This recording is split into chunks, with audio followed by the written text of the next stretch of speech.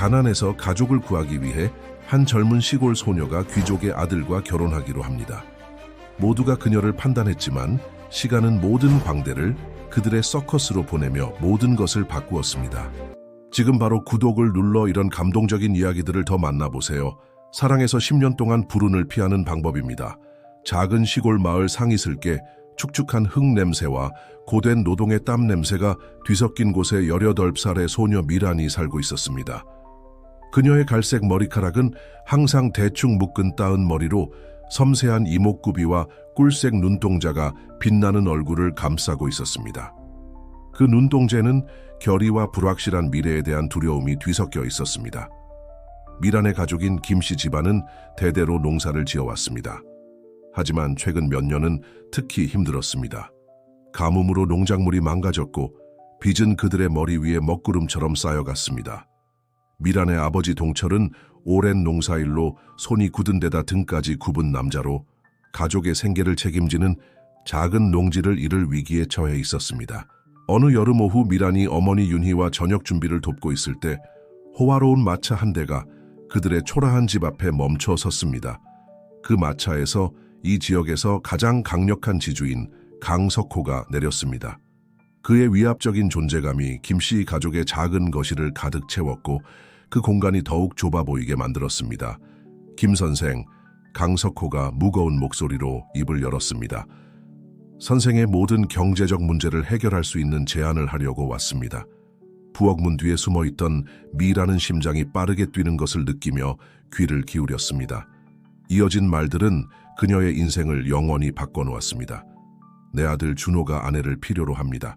당신의 딸 미란을 아내로 주신다면 당신의 모든 빚을 탕감해드리고 앞으로 10년간 가족의 안녕을 보장하겠습니다. 그 말이 끝난 후에 침묵은 귀가 멍할 정도였습니다. 미라는 세상이 멈춘 것 같은 기분을 느꼈습니다. 그녀는 강준호, 지주의 기형적인 아들에 대해 알고 있었습니다. 그는 마을에서 속삭임과 동정의 시선의 대상이었습니다. 미라는 그를 직접 본 적은 없었지만 그의 외모와 강가에 응어하고 있다는 소문은 전설적이었습니다. 하지만 선생님, 동철의 떨리는 목소리가 침묵을 깼습니다. 미란이는 아직 어린아이입니다. 세상 물정을 잘 모르죠. 가족을 파산해서 구할 수 있는 소녀죠. 강석호가 차갑게 대답했습니다. 잘 생각해 보세요, 김 선생. 이는 매우 관대한 제안입니다. 그날 밤, 김씨 가족의 저녁 식사는 침울한 분위기 속에서 이루어졌습니다. 부모님 사이에 앉은 미라는 그들의 죄책감과 절망으로 가득 찬 시선의 무게를 느꼈습니다. 내게 이런 걸 요구할 수는 없다, 딸아. 마침내 동철이 감정에 북받친 목소리로 말했습니다. 미라는 주위를 둘러보았습니다. 벽의 균열, 낡은 가구들, 어머니의 눈에 깃든 피로를 보았습니다. 그녀는 어린 동생들과 그들의 더 나은 삶에 대한 꿈을 생각했습니다. 그리고 그 순간 자신도 놀랄 만큼의 성숙함으로 결정을 내렸습니다. 하겠습니다. 그녀가 단호한 목소리로 말했습니다. 강준호와 결혼하겠습니다. 다음 며칠은 준비로 정신없이 지나갔습니다. 미라는 꿈을 꾸는 것처럼 움직였고 어머니와 마을 여인들이 그녀를 결혼식을 위해 옷을 입히고 꾸미도록 내버려 두었습니다. 그녀는 거울을 보며 자신을 거의 알아보지 못했습니다. 창백하고 진지한 표정의 젊은 여인이 그녀를 바라보고 있었습니다. 결혼식 전날 밤 새로운 삶으로 가져갈 몇 안 되는 소지품을 꾸리면서 미라는 할머니가 선물해 주신 작은 송어울을 발견했습니다. 그녀는 거울을 얼굴 앞에 들고 미래가 어떻게 될지 상관없이 자신이 누구인지 절대 잊지 않겠다고 스스로에게 약속했습니다. 결혼식 아침은 흐리고 추웠습니다. 마치 하늘도 미란의 기분을 함께 나누는 것 같았습니다. 젊은 신부는 강씨 가문에서 선물한 간단한 흰색 드레스를 입었습니다.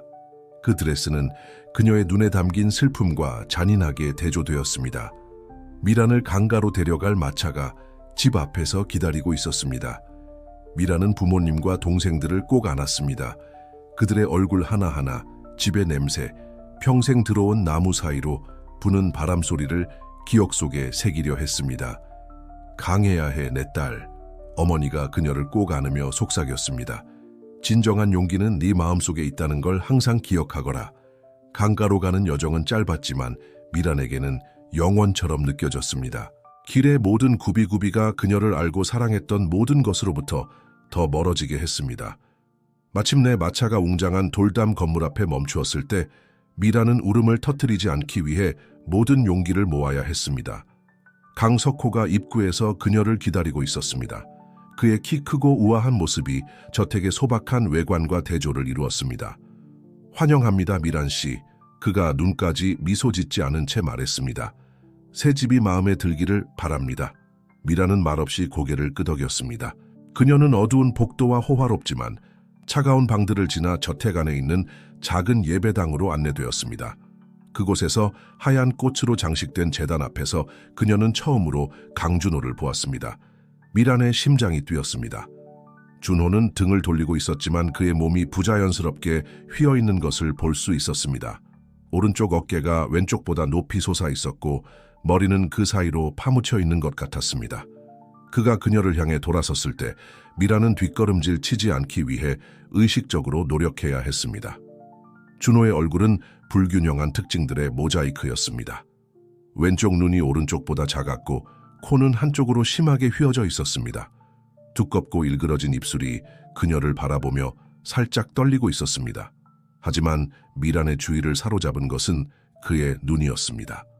맑은 밤하늘처럼 깊고 짙은 파란색이었고 그녀의 숨을 먹게 할 만큼 강렬하게 빛나고 있었습니다. 그 눈에서 미라는 두려움, 희망, 그리고 그녀의 마음속 깊이 울려 퍼지는 깊은 외로움을 보았습니다. 결혼식은 짧고 침울했습니다. 미라는 자신의 목소리가 멀리서 들리는 것처럼 희미하게 그녀를 평생 모르는 남자와 결합시킬 서약을 하는 것을 들었습니다. 신부가 그들을 부부로 선언했을 때 그녀는 마치 자신의 형을 선고받은 것 같은 기분이 들었습니다. 이어진 저녁 식사는 긴장되고 조용한 자리였습니다. 미라는 준호 옆에 앉아 모든 움직임을 의식하며 소수의 하객들이 그들에게 던지는 몰래 보는 시선 하나하나를 느꼈습니다. 강석호가 대화를 주도하며 사업과 정치에 대해 이야기했습니다. 마치 아들의 결혼식이 그의 일상적인 일정 중 하나의 절차에 불과한 것처럼 말이죠. 마침내 미란이 가장 두려워하던 순간이 왔습니다. 강석호가 일어서며 식당에 울려 퍼지는 목소리로 말했습니다. 이제 새롭게 결혼한 부부가 물러갈 시간입니다. 그가 만족스러운 미소를 감추지 않고 발표했습니다. 준호야, 내 아내에게 새 방을 보여주거라. 미라는 준호를 따라 저택의 복도를 걸으며 다리가 떨리는 것을 느꼈습니다. 그들 사이의 침묵은 무거웠고 표현되지 않은 기대와 두려움으로 가득 차 있었습니다. 그들이 크고 조각된 나무문 앞에 도착했을 때 준호는 문손잡이 위에 떨리는 손을 올린 채 멈췄습니다. 저기, 그가 오랫동안 사용하지 않은 듯한 쉰 목소리로 시작했습니다. 당신이 별도의 방에서 자고 싶어 한다면 이해합니다. 미라는 그를 바라보며 그의 목소리에 담긴 부드러움에 놀랐습니다. 잠시 동안 그녀는 그의 외모를 넘어보았고 그에게서 자신이 느끼는 것과 같은 취약함을 인식했습니다. 우리의 첫날 밤이에요. 그녀가 부드럽게 대답했습니다. 우리에게 기대되는 대로 방을 함께 쓰겠습니다. 준호는 고개를 끄덕였고 그의 일그러진 얼굴에 안도와 불안이 교차했습니다. 그는 문을 열고 미란이 먼저 들어가도록 했습니다. 방은 크고 호화로웠으며 커다란 청해가 있는 침대가 중앙을 차지하고 있었습니다. 미란은 방 한가운데 서서 갑자기 자신의 상황의 현실을 의식하게 되었습니다. 그녀는 결혼했고 부부의 의무를 다해야 했습니다. 두려워하지 마세요. 준호가 문을 닫으며 말했습니다. 당신이 원하지 않는 일은 하지 않을 거예요. 미라는 그를 향해 돌아섰고 다시 한번 그의 목소리에 담긴 부드러움에 놀랐습니다. 감사합니다. 그녀가 속삭였고 하루 종일 참아왔던 눈물이 마침내 흘러내렸습니다. 준호는 그녀에게 다가왔습니다. 그의 움직임은 느리고 조심스러웠으며 마치 그녀를 놀라게 하지 않으려는 듯 했습니다. 그의 거친 외모와는 대조되는 부드러움으로 그는 손을 들어 미란의 눈물을 조심스럽게 닦아주었습니다. 당신이 선택했을 남편은 아니라는 걸 알아요.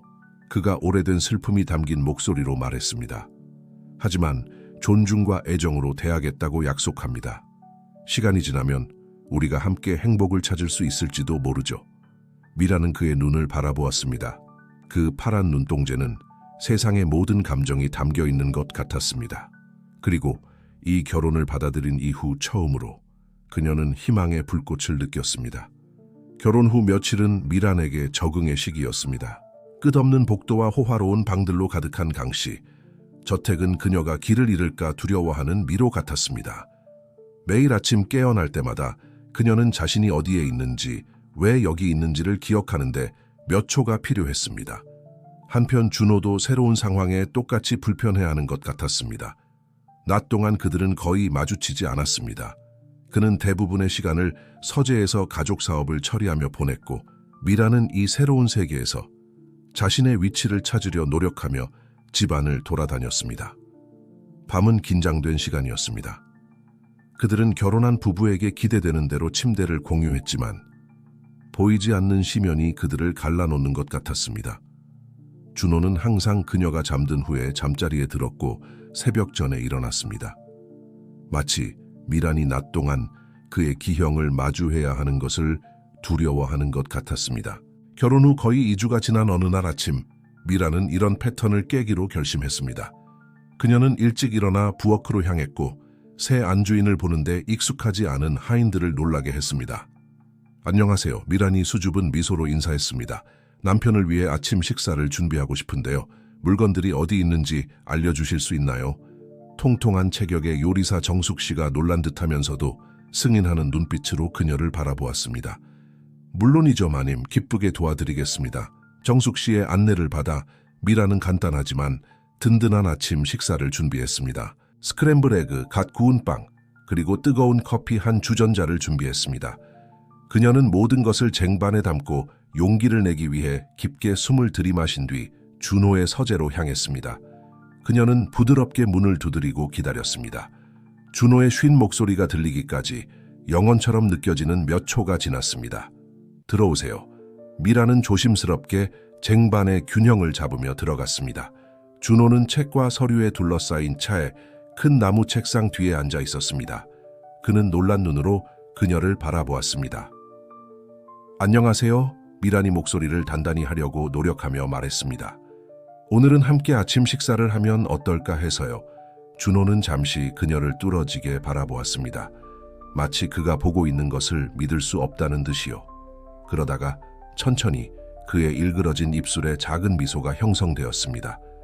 그거 좋겠네요. 그가 미란이 정확히 파악할 수 없는 감정이 담긴 부드러운 목소리로 대답했습니다. 미란은 쟁반을 책상 위에 놓고 준호 앞에 앉았습니다. 몇 분 동안 그들은 침묵 속에서 먹었지만 이전 날들과는 다른 침묵이었습니다. 그 안에는 새로운 편안함이 있었고 뭔가가 변했다는 느낌이 있었습니다. 맛있네요. 마침내 준호가 진심으로 감탄하며 미란을 바라보았습니다. 요리를 할 줄 아는 줄 몰랐어요. 미란은 그의 시선 아래 얼굴이 붉어지는 것을 느꼈습니다. 어머니가 가르쳐 주셨어요. 그녀가 설명했습니다. 집에서는 모두가 집안일을 도왔거든요. 당신에게는 힘들었겠어요. 준호가 잠시 후 말했습니다. 모든 것을 뒤로 하고 이곳에 오는 것이. 미라는 그의 목소리에 담긴 이해심에 놀라며 그를 바라보았습니다. 그래요. 그녀가 인정했습니다.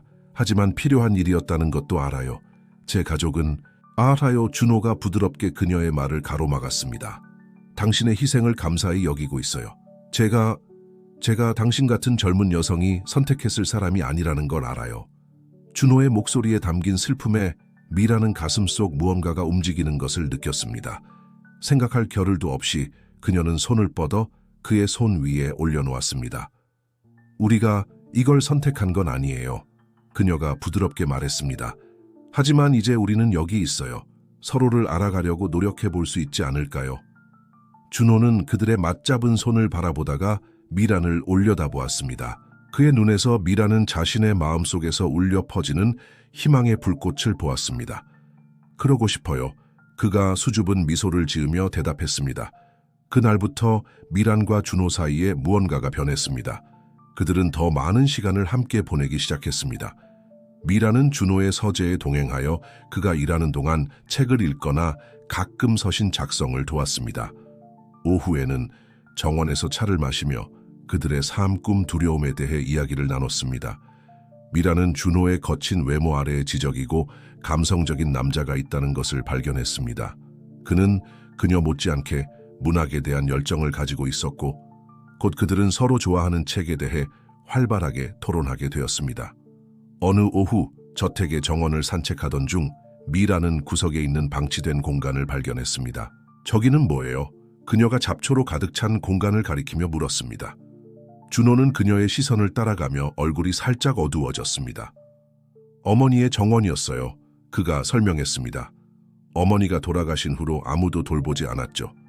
준호의 목소리에 담긴 분명한 고통에 미라는 가슴이 아팠습니다. 생각할 겨를도 없이 그녀가 말했습니다. 우리가 복원할 수 있을 것 같아요. 원한다면요. 저는 집에서 텃밭을 가꾸는 것을 도왔거든요. 이 공간을 정리하고 꽃을 심는 것은 어렵지 않을 거예요.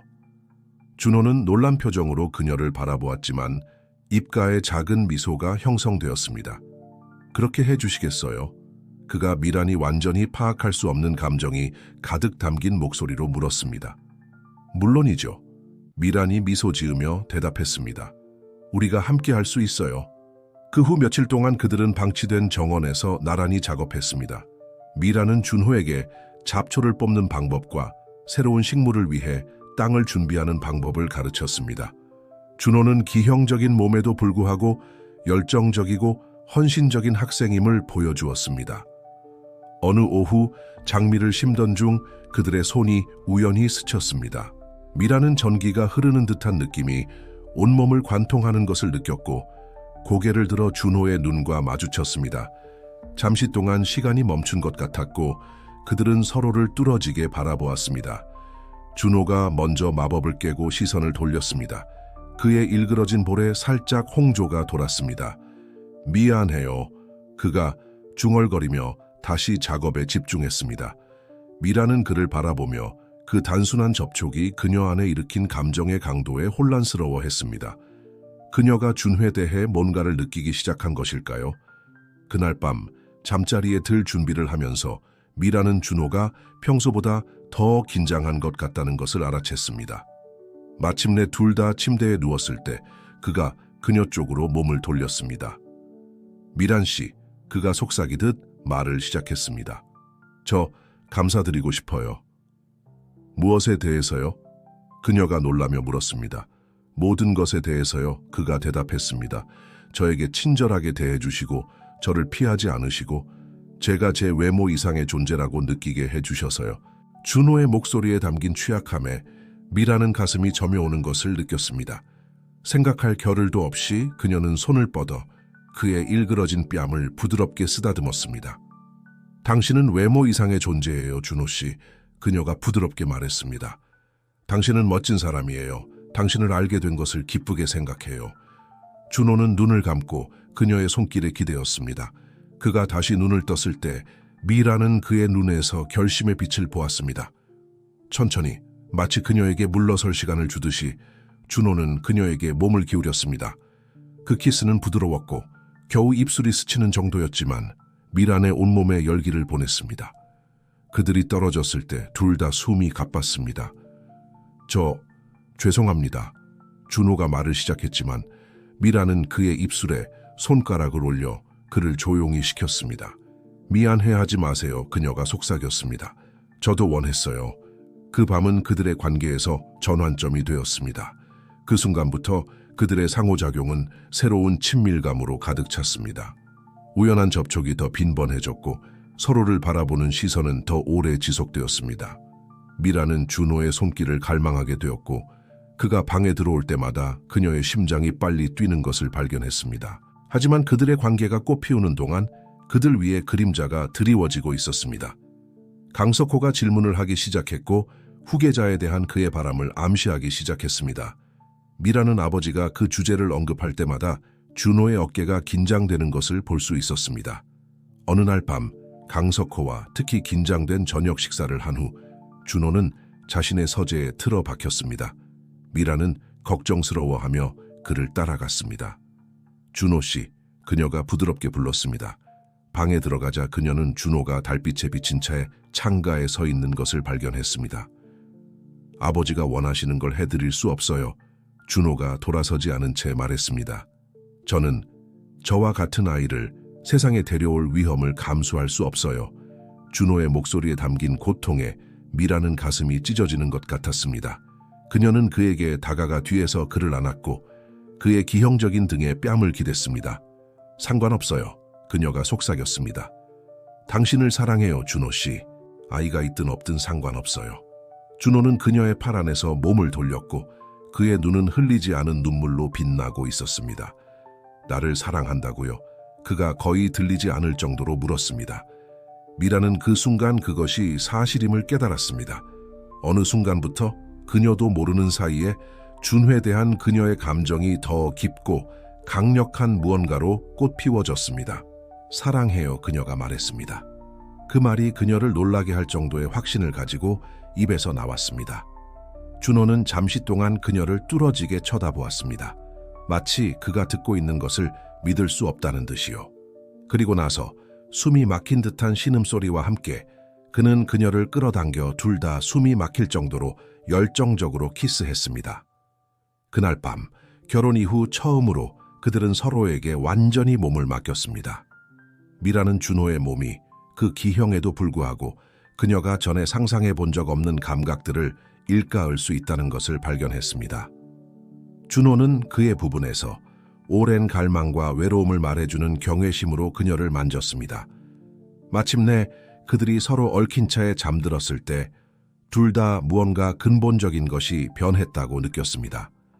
그들은 더 이상 약속된 결혼으로 묶인 두 명의 낯선 사람이 아니라 서로에게서 집을 찾은 두 영혼이었습니다. 다음 몇 주는 미란과 준호에게 꿈같은 시간이었습니다. 이제 고백되고 응답된 그들의 사랑은 그들이 복원한 정원의 장미처럼 꽃피웠습니다. 매일이 새로운 발견과 서로에 대한 애정을 표현하는 새로운 방식들을 가져왔습니다. 미라는 준호에게서 사랑하는 남편뿐만 아니라 지적인 동반자도 발견했습니다.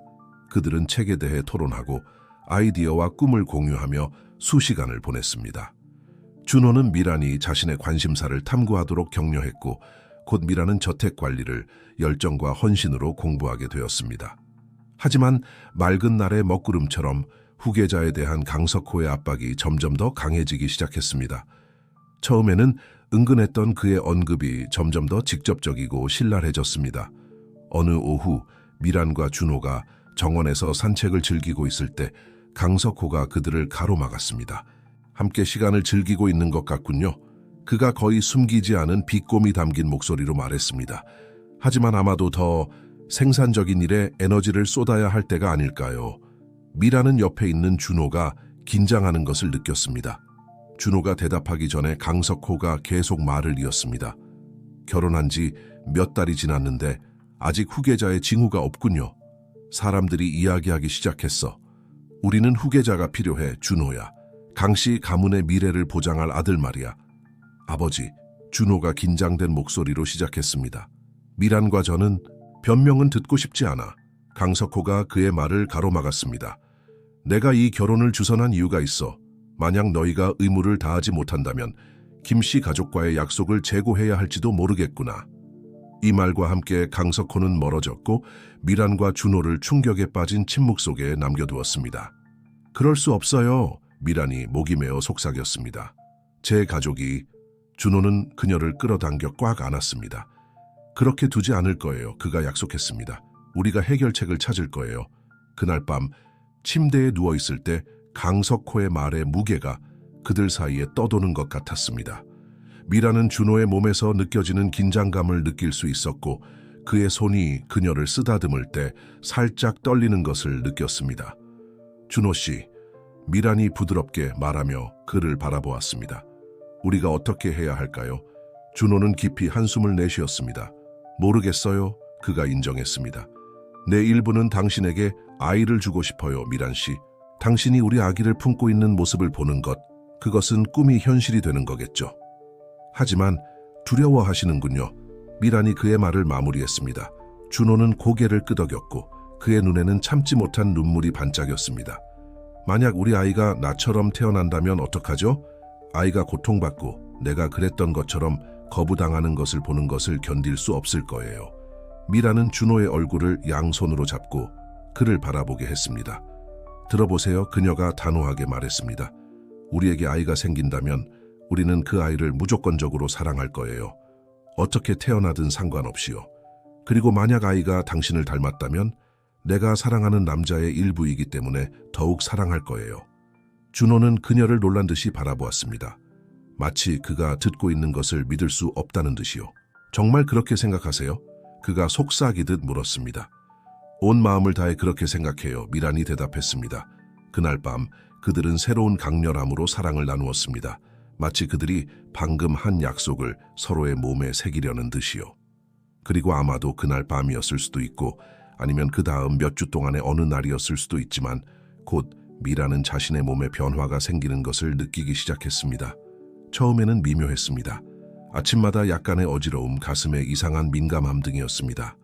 하지만 날이 갈수록 의심은 확신으로 바뀌어갔습니다.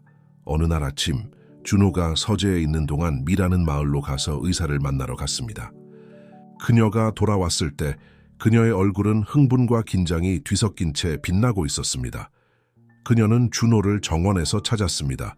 그는 그들이 함께 심은 장미를 가지치기 하고 있었습니다. 그녀를 보자 그는 미소를 지었지만 그녀의 표정을 보고 미소가 사라졌습니다. 미란 씨, 그가 걱정스럽게 그녀에게 다가오며 말했습니다. 무슨 일이에요? 괜찮아요? 미라는 그의 손을 잡고 심장이 빠르게 뛰는 것을 느꼈습니다. 준호 씨, 그녀가 약간 떨리는 목소리로 시작했습니다. 제가 임신했어요. 순간 세상이 멈춘 것 같았습니다. 준호는 그녀를 뚫어지게 쳐다보았고 그의 눈이 크게 떠졌습니다. 임신이요? 그가 마치 자신이 들은 것을 믿을 수 없다는 듯이 되풀이했습니다. 미라는 고개를 끄덕이며 뺨으로 눈물이 흘러내리기 시작했습니다. 우리가 부모가 될 거예요. 그녀가 속삭였습니다. 잠시 동안 준호는 움직이지 않았습니다. 그러다가 갑자기 기쁨의 외침과 함께 그는 미란을 들어 올려 빙글빙글 돌렸습니다. 그녀를 내려놓았을 때 그의 얼굴은 행복으로 빛나고 있었습니다. 사랑해요. 그가 열정적으로 그녀에 키스하며 말했습니다. 당신을 너무 사랑해요, 미란 씨. 그리고 우리 아이도 사랑할 거예요. 어떤 모습으로 태어나든 상관없이.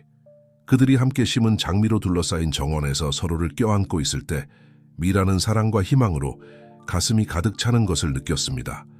미래가 어떤 도전을 가져올지 상관없이 그들은 모든 도전을 함께 헤쳐나갈 것입니다.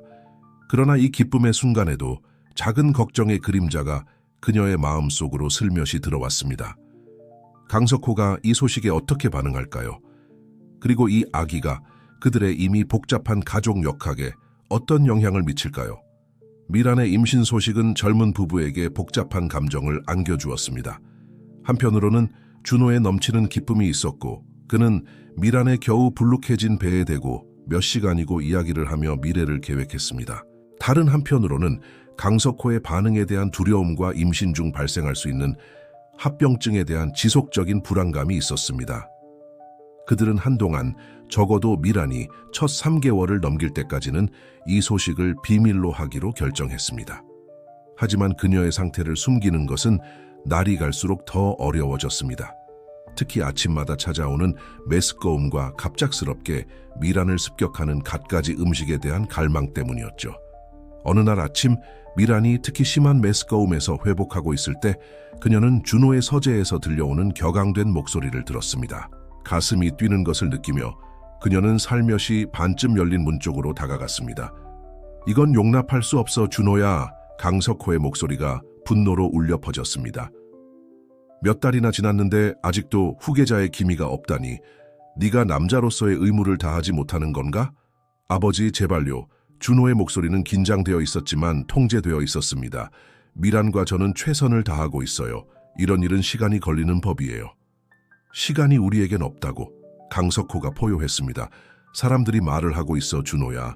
네가 정말로 아이를 낳을 수 있는지 의심하고 있다고. 심지어 어떤 이들은 내가 이 결혼을 무효로 하고 너에게 더 페르티레한 아내를 찾아줘야 한다고 제안하기도 해. 미라는 피가 얼어붙는 것을 느꼈습니다. 결혼을 무효로 한다고요? 그녀를 준호와 떼어놓는다고요? 안 돼요. 그럴 순 없어요. 생각할 겨를도 없이 그녀는 서재로 뛰어들었습니다. 그럴 순 없어요. 그녀가 눈물을 머금고 외쳤습니다. 두 남자 모두 그녀의 갑작스러운 등장에 놀라 돌아섰습니다. 미란 씨, 준호가 그녀 옆으로 다가오며 시작했습니다. 여기 있으면 안 돼요.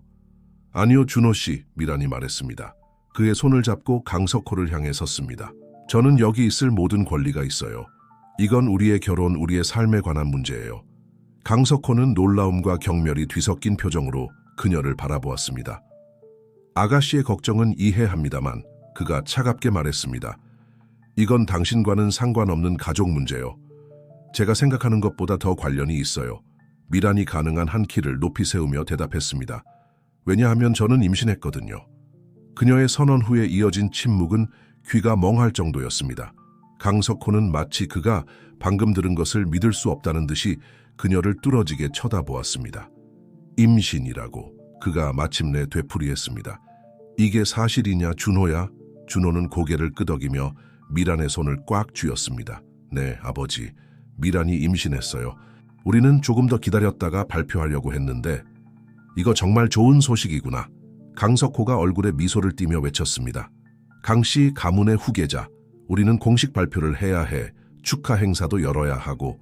강석호가 계속해서 거창한 계획을 이야기하는 동안 미란과 준호는 서로를 바라보았습니다. 강석호의 기쁨은 분명했지만 둘 다 이 소식이 새로운 도전을 가져올 것임을 알고 있었습니다. 그 후 며칠 동안 강씨 저택은 활동의 소용돌이에 휩싸였습니다. 후계자의 도착을 알리고 싶어하는 강석호는 이 지역의 모든 상류층을 초대하는 큰 파티를 계획했습니다. 미라는 갑자기 자신이 주목의 중심에 서 있는 것을 발견했습니다. 그녀는 임신과 출산에 대해 요청하지도 않은 조언을 해주는 여성들과 준호의 남자다움을 축하하는 남성들에 둘러싸였습니다. 젊은 신부는 압도당한 느낌이 들었고 종종 준호와 함께 가꾼 정원에서 피난처를 찾았습니다. 이런 도피 중 하나에서 미라는 요리사 정숙과 마주쳤습니다.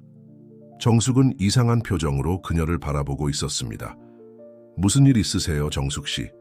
미란이 요리사의 태도에 궁금해하며 물었습니다. 정숙은 잠시 망설이는 듯했지만 이내 입을 열었습니다. 마님, 그녀가 속삭이듯 시작했습니다. 아셔야 할 게 있어요. 강준호님의 어머니에 대한 거예요. 미라는 심장이 빨리 뛰는 것을 느꼈습니다. 무엇인가요, 정숙 씨? 말씀해 주세요. 요리사는 주위를 둘러보며 아무도 들을 수 없는지 확인했습니다. 강준호님의 어머니도 임신 중에 어려움을 겪으셨어요. 강석호님이 완벽한 후계자를 갖는 것에 집착하셨거든요. 그녀를 많이 압박하셨고 온갖 종류의 치료를 받게 하셨죠. 미라는 정숙의 이야기를 들으며 충격에 빠졌습니다. 압박과 치료가 준호의 어머니의 연약한 건강에 너무 과했던 것 같았습니다. 그녀는 출산 직후 사망했고 기형적인 아기와 죄책감과 실망으로 가득 찬 남편을 남겼습니다. 강석호님은 결코 자신을 용서하지 못하셨어요. 정숙이 마무리했습니다. 그래서 후계자에 대해 그렇게 강박적이신 거예요. 자신을 용서받고 두 번째 기회를 얻고 싶어 하시는 거죠. 미라는 침묵 속에 이 새로운 정보를 처리하며 잠시 말을 잃었습니다. 갑자기 많은 것들이 이해가 되었습니다. 강석호의 집착, 준호의 아이에 대한 두려움, 방치된 정원. 이걸 말씀해 주셔서 감사합니다, 정숙 씨. 마침내 미란이 말했습니다. 하지만 왜 지금 이걸 말씀하시는 거죠? 요리사는 걱정스러운 눈빛으로 그녀를 바라보았습니다. 역사가 반복될까 봐 걱정되어서요, 마님. 강석호님이 같은 패턴으로 빠져드시는 것 같아요. 조심하세요. 그리고 아기도 잘 돌보세요. 이 말과 함께 정숙은 떠났고 미란을 생각에 잠기게 했습니다. 젊은 신부는 배를 쓰다듬으며 내면에서 강한 결의가 자라나는 것을 느꼈습니다. 그녀는 역사가 반복되도록 두지 않을 것입니다. 어떤 대가를 치르더라도 그녀는 자신의 아기와 준호를 보호할 것입니다. 그날 밤 준호 옆에 누워있으면서 미라는 결심을 내렸습니다. 그녀는 알게 된 것을 준호에게 말해야 했습니다. 그들은 이것을 함께 직면해야 했습니다. 준호 씨, 그녀가 부드럽게 시작하며 그를 바라보았습니다. 당신에게 말씀드릴 게 있어요. 당신 어머니에 대해서요. 미란이 강씨 가문의 과거에 대해 밝힌 것은 준호의 삶의 폭탄과 같았습니다. 처음에 그는 믿기를 거부하며 미란이 이야기를 지어냈다고 비난했습니다. 하지만 점점 모든 것이 맞아떨어지자 고통과 분노가 그를 사로잡았습니다. 어떻게 어머니에게 그런 짓을 할 수 있었을까요? 준호가 방 안을 격렬하게 오가며 소리쳤습니다. 어떻게 그렇게 그녀의 생명을 위험에 빠뜨릴 수 있었죠? 미라는 가슴이 아픈 채로 그를 지켜보았고 그의 고통을 덜어줄 수 있기를 바랐습니다. 준호 씨, 당신 아버지는 후계자를 갖고 싶은 욕망에 눈이 멀어 있었어요. 그의 행동을 정당화하는 건 아니지만 그를 변호하지 마세요.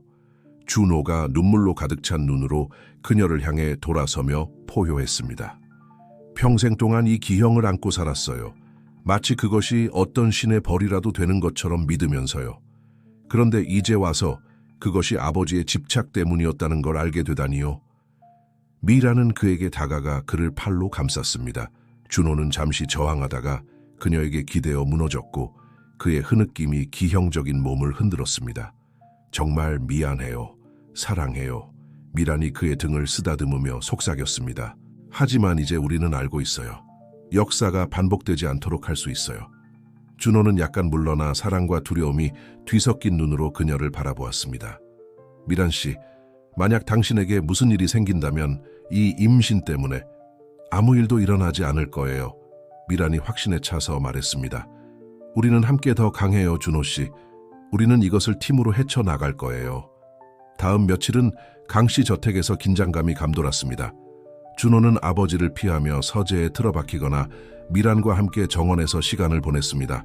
강석호는 다가오는 폭풍을 전혀 모른 채 후계자의 탄생을 위한 거창한 계획을 계속 세우고 있었습니다. 가족 저녁 식사 중에 모든 것이 터졌습니다. 강석호는 수도의 최고 의사들에 대해 열정적으로 이야기하며 미란이 건강한 임신을 보장하기 위해 1년의 치료를 받아야 한다고 제안했습니다. 결국 강석호가 잔을 들며 말했습니다. 아기가 완벽하게 태어나도록 할 수 있는 모든 것을 해야 하니까. 준호가 갑자기 일어섰고 그의 의자가 요란한 소리와 함께 바닥에 쓰러졌습니다. 어머니에게 하신 것처럼 말인가요? 그가 분노로 떨리는 목소리로 물었습니다. 강석호의 얼굴이 창백해졌습니다. 무슨 말을 하는 거냐, 아들아? 그가 침착함을 유지하려 노력하며 물었습니다. 저를 아들이라고 부르지 마세요. 준호가 내뱉었습니다. 어머니에게 하신 일 후에는요. 어떻게 그렇게 그녀의 생명을 위험에 빠뜨릴 수 있었죠? 그 치료가 그녀를 해칠 수 있다는 걸 알면서 어떻게 그녀에게 그런 치료를 받게 할 수 있었나요? 이어진 침묵은 귀가 멍할 정도였습니다. 강석호는 충격과 수치심이 뒤섞인 표정으로 아들을 바라보았습니다. 준호야, 그가 목이 메어 시작했습니다. 나는 치료가 그렇게 위험한 줄 몰랐단다. 난 그저 내게, 우리 가족에게 최선을 다하고 싶었을 뿐이야. 최선이요? 준호가 소리쳤습니다. 저를 보세요, 아버지. 이게 최선인가요? 거부와 조롱의 인생, 이게 제게 원하셨던 거예요? 미란이 일어나 준호 옆에 서서 그의 손을 잡았습니다. 강 선생님, 그녀가 단호하게 말했습니다. 저희는 당신의 의도가 좋았다는 것을 이해해요. 하지만 우리는 과거의 실수를 반복할 수 없어요. 이 아기, 우리의 아이는 어떻게 태어나든 사랑받고 받아들여질 거예요. 강석호는 눈물이 고이기 시작하며 그들을 바라보았습니다. 미안하다. 그가 속삭였습니다. 정말 미안해, 준호야. 난 결코 네 어머니를 해치려고 하지 않았어. 너를 해치려고 하지 않았어. 준호는 아버지를 바라보았고 그의 눈에는 수년간의 고통과 원망이 반영되어 있었습니다. 시간이 필요해요. 그가 마침내 말했습니다. 이 모든 것을 처리하고 용서하는 데 시간이 필요해요. 이 말과 함께 준호는 식당을 나갔고 미란과 강석호를 불편한 침묵 속에 남겨두었습니다. 그는 당신을 사랑해요. 미란이 부드럽게 강석호에게 말했습니다. 하지만 치유가 필요해요. 당신 둘 다 그래요. 강석호는 고개를 끄덕이며 갑자기 훨씬 더 나이 들고 지쳐 보였습니다. 내 말이 맞아. 그가 인정했습니다. 난 많은 실수를 저질렀어. 하지만 약속하마, 미란아. 내가 할 수 있는 모든 것을 다해 그것들을 바로잡겠어.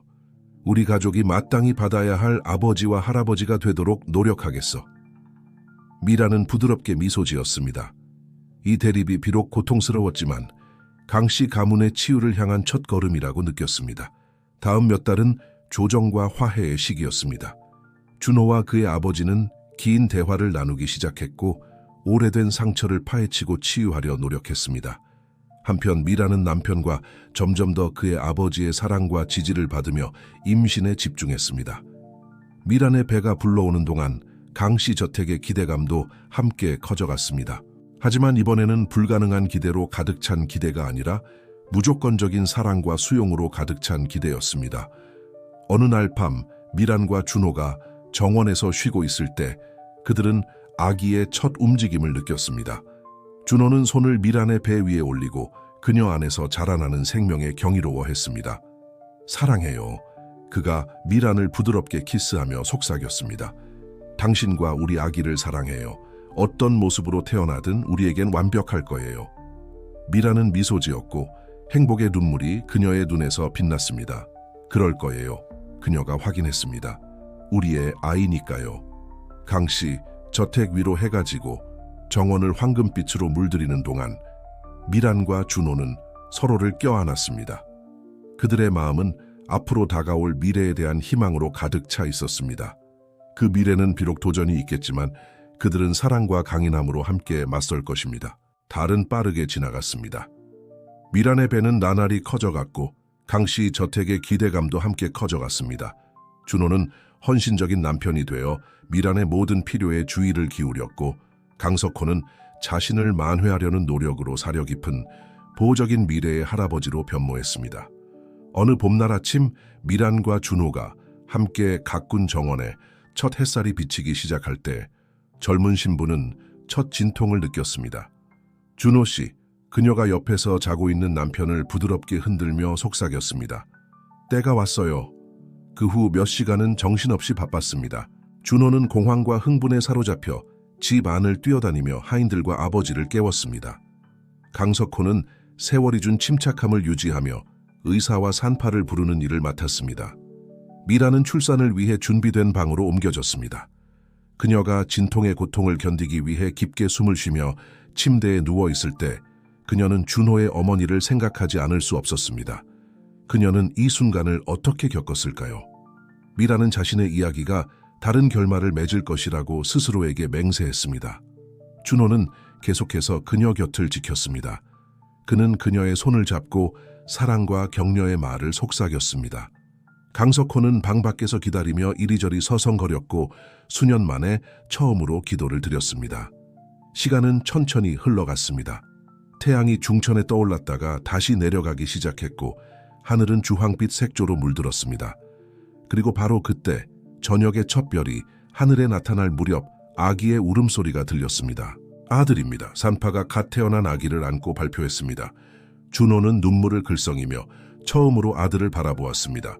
아기는 작았고 검은 머리카락이 한 줌 있었으며 잠깐 뜬 눈은 아버지와 같은 짙은 파란색이었습니다. 완벽해요. 준호가 감정에 북받친 목소리로 속삭였습니다. 미라는 지쳤지만 빛나는 얼굴로 팔을 뻗어 아들을 받아들었습니다. 그녀가 아기를 가슴에 안았을 때 그녀는 가슴이 사랑으로 넘치는 것을 느꼈습니다. 세상에 온 것을 환영해 동철아, 그녀가 부드럽게 말했습니다. 아기의 이름을 자신의 아버지를 기리며 지었습니다. 준호는 침대 옆에 앉아 작은 가족을 팔로 감쌌습니다. 그 순간 수개월 동안 그의 마음을 괴롭혔던 모든 의심과 두려움이 사라졌습니다. 아들이 어떤 모습이든 상관없이 그들은 무조건적으로 사랑할 것입니다. 강석호가 방에 들어오도록 초대받았습니다. 노인은 떨리는 발걸음으로 다가왔고 그의 눈은 미란의 팔에 안긴 작은 꾸러미에 고정되어 있었습니다. 볼 수 있을까요? 그가 거의 들리지 않을 정도로 물었습니다. 미란은 고개를 끄덕이며 부드럽게 아기의 얼굴을 드러냈습니다. 강석호는 몸을 굽혀 손자를 처음으로 보았고 그의 눈에 눈물이 고였습니다. 아름답구나. 그가 감정에 북받쳐 말했습니다. 준호야, 미란아, 정말 미안하다. 모든 것에 대해.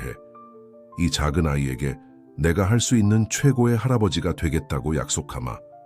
준호는 아버지를 바라보았고 수년간의 원망이 아버지의 손자에 대한 감동으로 녹아내리는 것을 보았습니다. 알고 있어요, 아버지. 그가 부드럽게 말했습니다. 그러실 거예요.